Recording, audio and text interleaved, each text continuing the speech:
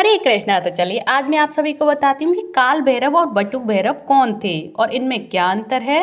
जो भगवान भैरव को महादेव का अवतार माना जाता है और कलयुग में बहुत ही सिद्ध अवतार है भैरव का, और यह अवतार साधकों को सिद्धियां भी देता है। ऐसे तो भैरव 52 प्रकार के हैं, लेकिन आज हम आपको काल भैरव और बटुक भैरव की उत्पत्ति की कथा बताएंगे कि कैसे इनका अवतार हुआ। तो सबसे पहले मैं आप सभी को सुनाती हूँ काल भैरव की पौराणिक कथा। तो पौराणिक कथा के अनुसार जब ब्रह्मा विष्णु में बहस छिड़ गई थी कि इनमें से श्रेष्ठ देवता कौन है, तो समस्त ऋषि मुनि और वेदों ने शिव को सर्वश्रेष्ठ बताया। वहीं ब्रह्मा जी ने इस बात को स्वीकार नहीं किया। तब शिव जी के शरीर से एक अग्नि स्तंभ प्रकट हुआ। शिव जी ने ब्रह्मा विष्णु जी से कहा कि इस स्तंभ का ओर या छोर जो पता लगा लेगा वही बड़ा देवता माना जाएगा। तो ब्रह्मा जी ऊपर की तरफ चले तो विष्णु जी नीचे की ओर चल दिए। काफी संघर्ष के बाद विष्णु जी ने तो शिव जी को श्रेष्ठ मान लिया, लेकिन ब्रह्मा जी ने झूठ बोल दिया कि उन्हें छोर मिल गया और फिर शिव जी ने उन्हें झूठा करार दे दिया। तब ब्रह्मा जी बहुत क्रोधित होकर भोलेनाथ का अपमान करने लगे।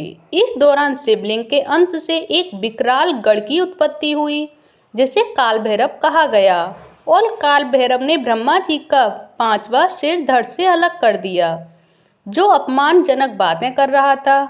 तांत्रिक पूजा में काल भैरव की पूजा अचूक मानी जाती है। वहीं अंगूरी तंत्र साधना करने वाले सिद्धियां प्राप्त करने के लिए काल भैरव को पूजते हैं। तो ये रही काल भैरव की कथा। तो अब मैं आप सभी को बताऊंगी बटुक भैरव कौन है और उनकी पौराणिक कथा क्या है।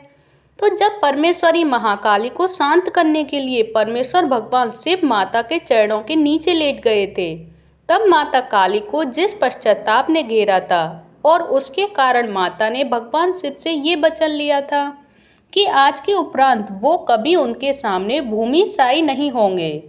तब भगवान ने उन्हें वचन दिया, परंतु कालांतर में जब माता ने दारुक नामक असुर का संहार करने के लिए पुनः काली स्वरूप धारण किया और वे नियंत्रण से बाहर हो गए, तो भगवान शंकर ने वचन बंदित होने के कारण एक नन्हे से बालक का रूप धारण किया और माँ माँ कहकर काली माँ को पुकारना आरंभ किया।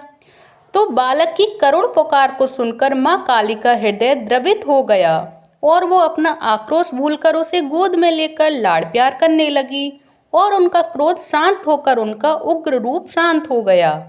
तब उस बालक से माँ ने पूछा कि तुम कौन हो।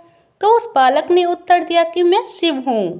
तुम्हें शांत करने के लिए मैंने ही बटुक रूप धारण किया है, और बटुक का अर्थ होता है बाल रूप। तब माँ ने कहा आप अपने पूर्व रूप को धारण करिए प्रभु। तब भगवान शिव ने अपने शिव रूप में आ गए और शिव रूप धारण कर लिया, और तब माता ने पुनः आग्रह किया कि आप अपने भीतर से उस बटुक रूप को बाहर निकालिए। तो उन्होंने भगवान शिव ने उनसे इसका कारण पूछा, तो इस पर उन्होंने कहा कि उस स्वरूप में आपने मुझे माँ कहा है, तो आप तो मेरे स्वामी हैं, पुत्र नहीं हो सकते। तब परमेश्वर ने पुनः बटुक रूप प्रकट किया। तब माता ने उनसे कहा कि आपने इस बटुक रूप में संसार की रक्षा की है और मेरे क्रोध से, इसलिए आज से आपको भैरव की उपाधि दी जाती है और आज से आप बटुक भैरव के रूप में पूजे जाएंगे और मेरे पुत्र के रूप में ही माने जाएंगे। बटुक भैरव पापियों के काल हैं, उनकी उपस्थिति साधकों को सुख का आभास करवाती है। वहीं तो बालक 5 वर्ष की आयु में भी पापियों का काल है। सोचिए, जिस बालक ने माँ काली के क्रोध को शांत कर दिया, उसके सामने कौन ऐसा है जो अपनी शक्ति दिखाएगा। ये थी बाबा बटुक भैरव की उत्पत्ति की कथा। और जो शीघ्र फल देते हैं भैरव वो कौन से हैं, वो काल भैरव का रूप है, और जो काल भैरव का रूप अत्यंत प्रचंड माना जाता है, और ऐसी मान्यता है कि इनकी पूजा आराधना या साधना से फौरन फल की प्राप्ति होती है। वहीं जो लोग बटुक भैरव की आराधना करते हैं उन्हें फल की प्राप्ति तो होती है, लेकिन इसमें समय लग जाता है। इसलिए आप देखेंगे कि जिन परेशानियों में तत्काल फल की जरूरत होती है वहाँ काल भैरव की पूजा की ही जाती है। तो देखिए, अब आपको समझ में आ ही गया होगा कि काल भैरव कौन है और बटुक भैरव कौन है। आप सभी को काल भैरव और बटुक भैरव की कथा अगर अच्छी लगी हो तो प्लीज एक वीडियो को लाइक करें, चैनल को सब्सक्राइब करें। धन्यवाद। हरे कृष्णा, हरि बोल।